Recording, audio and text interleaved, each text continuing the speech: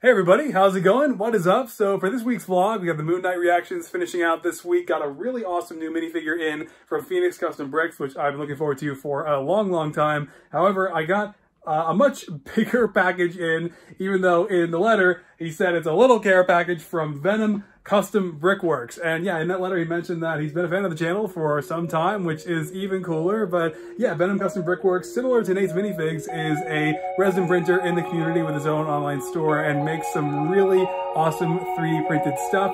So yeah, it wasn't exactly a little care package.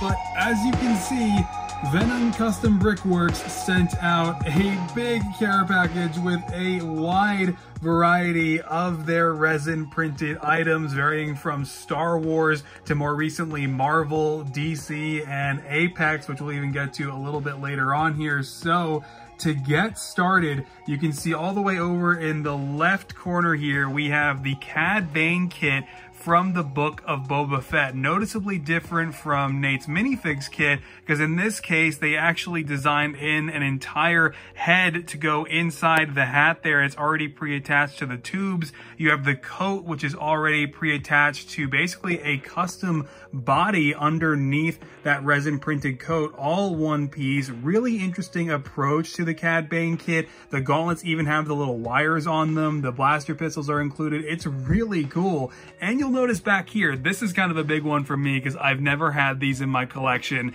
Kaminoan Heads. This is awesome. It is so cool to finally have Kaminoan Heads made by somebody here in the community. And as you can see here, we have Lama Su. I'm pretty sure this is Tanwi, along with a couple other standard Kaminoan Heads. So those are fantastic and definitely something I'll have to paint up in the future. And there are a lot more Star Wars aliens included here in this assortment, varying from the Quarren to a regular Duros head. You have the Gran, a Celestin, a Godel, even a Hammerhead over here. A Lasat, you know, the species from Rebels, Zeb species. You have the Trandoshan head. I forget what these guys are, but they've been in everywhere in Star Wars, basically. Back here, though, of course, you have the iconic Trade Federation heads. I've got to admit, I never thought I would see any Neimoidian heads like this ever made for LEGO compatible minifigures. These are really interesting, and this is definitely, this one right here, I never thought I would ever see this as a LEGO compatible head, but very cool. These head pieces are very cool. You got New Gunrays there. I forget this guy's name from the Phantom Menace,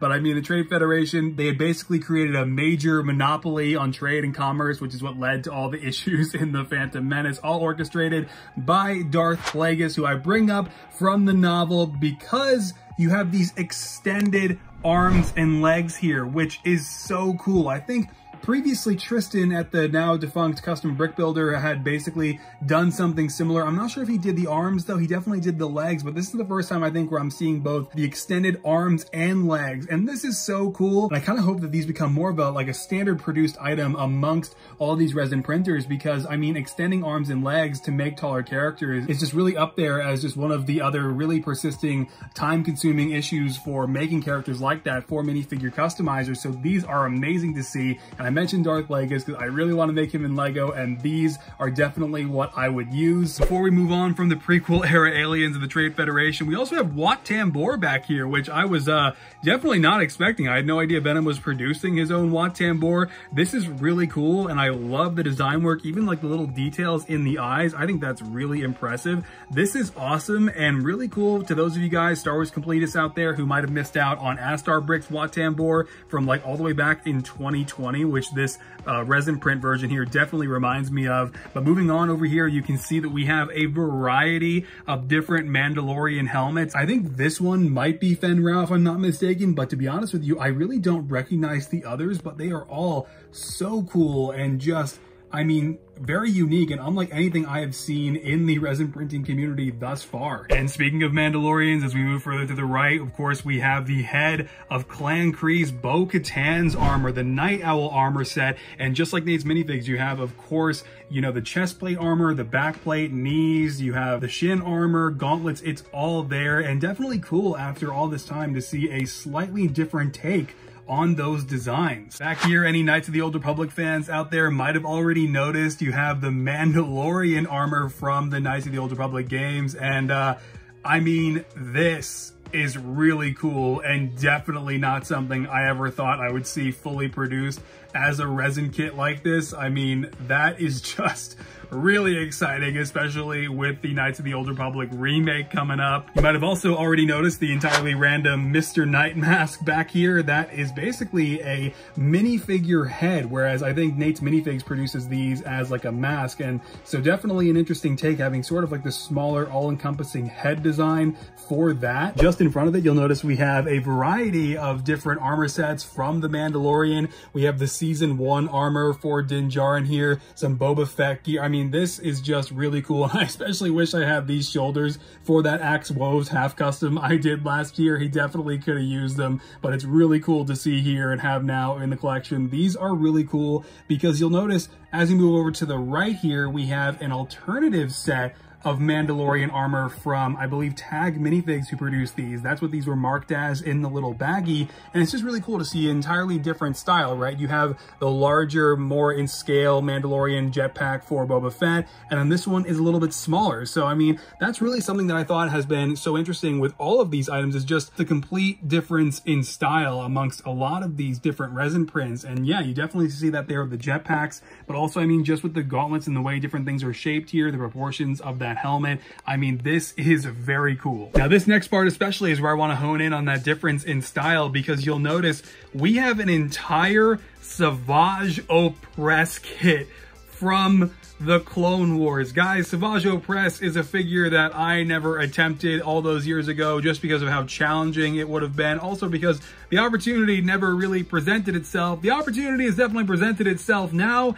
As you can see, Venom sent over an entire Savageo Press Kit, which is really cool, including the lightsaber, the shoulder armor, the armor on the legs that are also extended, and you have the armored up arms, even the cybernetic robot arm that he got after Obi-Wan severed it in the Clone Wars Season 5. I mean, this is just wild, and not something that I ever thought I would see produced this soon. I don't know when I would have thought to see something like this, but I mean, this full Savageo Press Kit completely enables anybody to just go ahead and make him with a lot more ease than you would have otherwise, extending the arms and legs yourself, sculpting all of that to make that arm yourself, sculpting all this armor yourself. I mean, this is so freaking cool, man. But yeah, to expand upon that difference in style, you can see here the Zabrak Heads. I believe we have Maul up here in the front, or just a generic Zabrak head. But also you can see we definitely have Savages back there. And you'll notice these actually have basically the proportions of their faces, and those face tattoos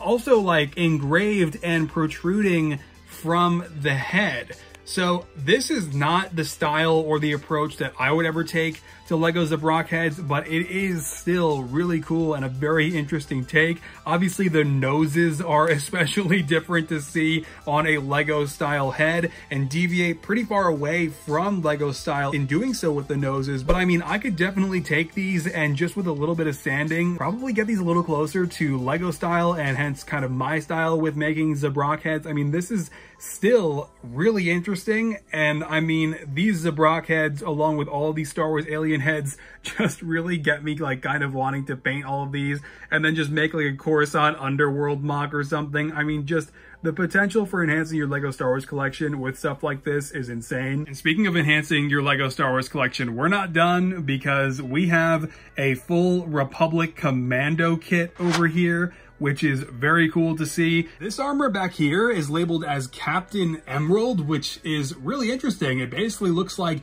an airborne trooper helmet with macro binoculars integrated in. You have clone armor with basically Jedi Clone Wars era armor actually as part of the design and blended in with the resin on top of that, integrated into the model, and just some really cool leg armor, shoulder armor, gauntlets in there. This is definitely a custom, like sort of non-canon fan design, but still very cool and very creative. Now though, I want to move Wat Tambor out of the way for a few moments so that we can talk about these production samples. Basically, Venom described these as not necessarily meeting his standards quite yet, but these resin prints are fantastic. fantastic. As you can see, we have 3 variations of the Flash Cowls from the CW. I haven't made CW customs for the Flash series since like 2016. After that, I totally dropped off and never went back.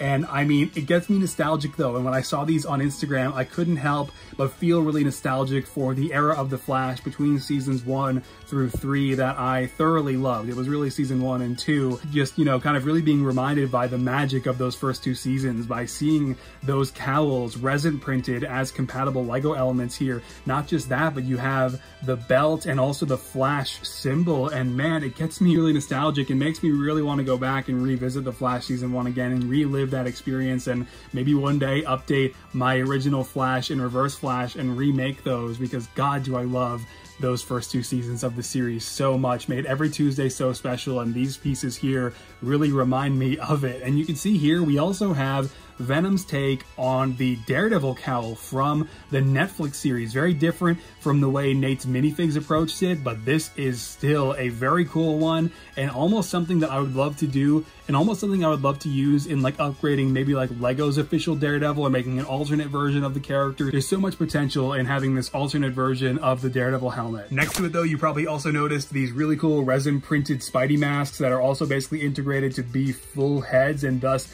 are a little bit smaller. And again, definitely a different style and a cool alternate take on how to approach 3D printed resin Spidey masks there. But also you've got this. Now, let me tell you, this takes me very far outside of my territory. I'm in uncharted territory over here talking about this Apex Legends, I think it was a Bloodhound kit, if I'm not mistaken, offered by Venom on his site. And guys, I don't know what I'm looking at, but what I do know is this is one of the most impressive 3D printed elements I have ever seen come from anybody. I mean, I don't know what this is, but the fact that this actually was able to be 3D printed without all these different little pieces hanging off of it, falling off or falling apart or breaking, I mean, this is nuts.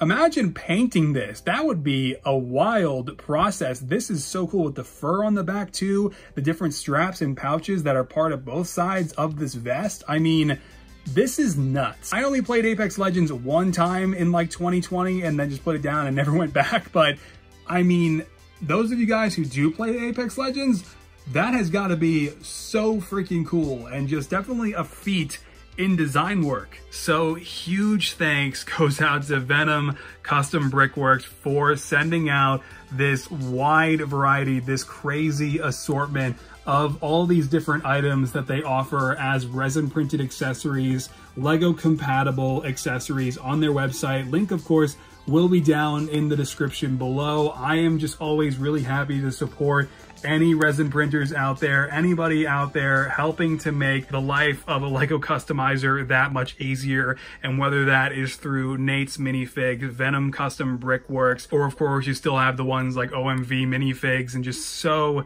many others out there doing this now. It's so cool to see all this modeling work and printing work being done to really just bypass so much of what otherwise would be challenging sculpting processes in creating characters like Savageo Press or making any of these more obscure aliens from the prequels era yourself. I mean, sculpting any of this by hand would take you a long time, and that again is just the magic of these resin printers like Venom Custom Brickworks, like Nate's minifigs. And I don't know what I will do with all of this. Hopefully over time I can get to work on a good number of these accessories. I mean, there's just so much potential here. And so I highly encourage you to check out his store. And I mean, man, this was just so cool.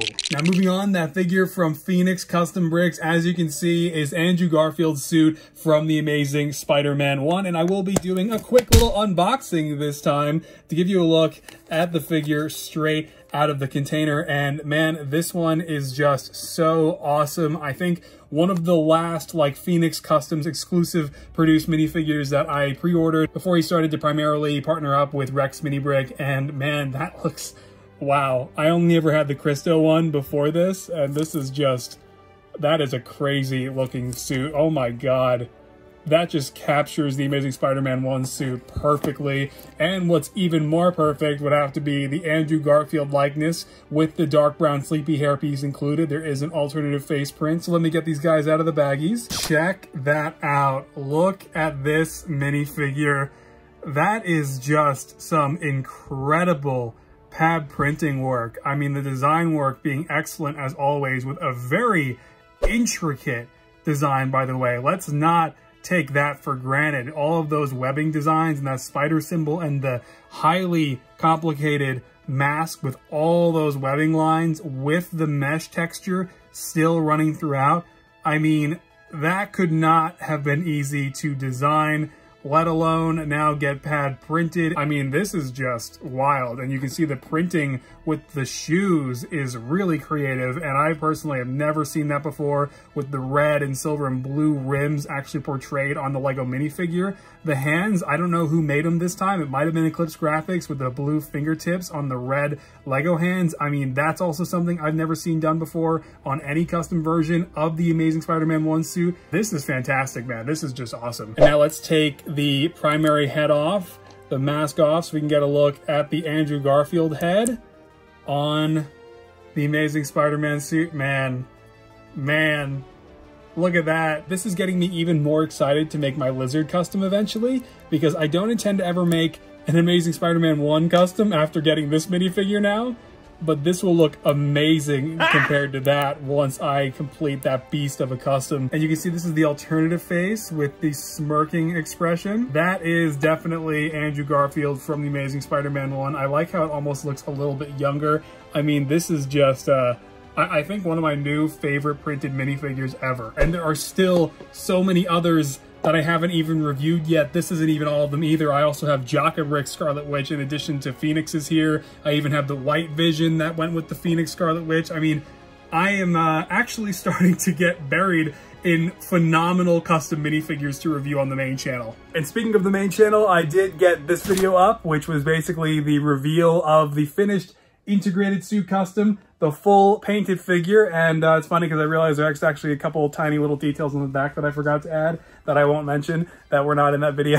But yeah, I'm working on the pincers still, and they're coming along really, really well. Custom prints from Tumino that I've modified and been working on where possible. Just haven't had the time the last few days. But yeah, that was a really cool video and really fun to put out there. And now that that's complete and you guys have seen the full integrated suit, I'm moving on to hopefully fully 100% wrapping it up with the pincers. Even though they weren't actually in the movie, I'm adding them anyway because they looked cool on the Hot Toys prototype, which I talked about in that video. But guys, this is a big week for the MCU. Moon Knight is wrapping up. I am looking forward to seeing what they do. There's so much to wrap up in the finale. I imagine they're not going to be able to get to it all. But Moon Knight, in my opinion, aside from some wonky VFX here or there, has fully delivered on my every expectation. And I so hope that Oscar Isaac returns for a season 2 and we get to see him join the larger MCU over time. And I hope that he's interested in that, because the performances that he delivered alongside Ethan Hawke and the rest of this cast were phenomenal. The mythology, the creativity, I mean, just how original this series has been to the MCU, and finally getting to see Mark Spector, Stephen Grant, and you know, all of this come to life, live action, has really just been a gift. So I'm looking forward to that finale. I'm going to be putting up the late episode 5 reaction pretty soon here, and then shortly thereafter, I'll get to the finale and watch it along with you guys. So yeah, I just had the Scarlet Witch minifigure out, and speaking of Wanda, Doctor Strange and the Multiverse of Madness is officially launching this week after waiting all this time since the summer of 2019. I still remember making this edit with my Infinity War customs and my Doctor Strange 1 figure. It's like, again, I mentioned this with Moon Knight. I've been mentioning it, a lot of stuff hitting this year. It's all these things that we've been waiting so long for. I've just been finishing up and coming in and launching. I mean, just one after the other, and it's been crazy to keep up with. I mean, Moon Knight has been going on. As soon as this is done, Doctor Strange this week, and the Multiverse of Madness, the major MCU breaking movie, and then we're just rolling right into Star Wars Celebration Anaheim and the premiere of Obi-Wan Kenobi. This is just craziness. It's insane. There are no breaks, and I'm just trying to finish painting my Spider-Man suits over here, man.